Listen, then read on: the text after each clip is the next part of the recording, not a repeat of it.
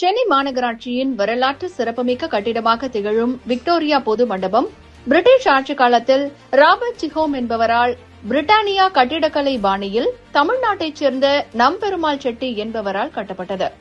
2 மாடி கொண்ட இக்கட்டிடத்தின் நீளம் 48 மீட்டர், அகலம் 24 மீட்டர், பிரதான கூரையின் உயரம் 19 மீட்டர் மற்றும் மொத்த கோபுரத்தின் உயரம் 34 மீட்டர்.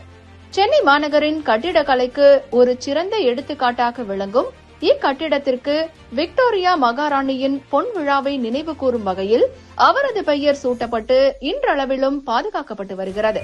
அந்த வகையில் பெருநகர சென்னை மாநகராட்சி சார்பில் சிங்கார சென்னை 2.0 திட்டத்தின் கீழ் விக்டோரியா பொது மண்டபத்தின் பழைய தொன்மை மாறாமல் புத்துயிர் பெறும் வகையிலும் பாதுகாப்பு மற்றும் நில அதிர்வினை தாங்கும் வகையிலும் புதுப்பிக்கும் பணிகள் மேற்கொள்ளப்பட்டு வருகிறது.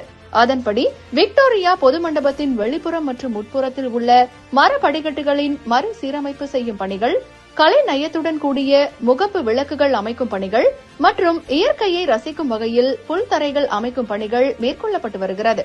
மேலும் கட்டிடத்தின் தரைதளத்தில் அருங்காட்சியகத்துடன் நிர்வாக அலுவலகமும் இணைந்து செயல்படுத்தப்பட உள்ளது.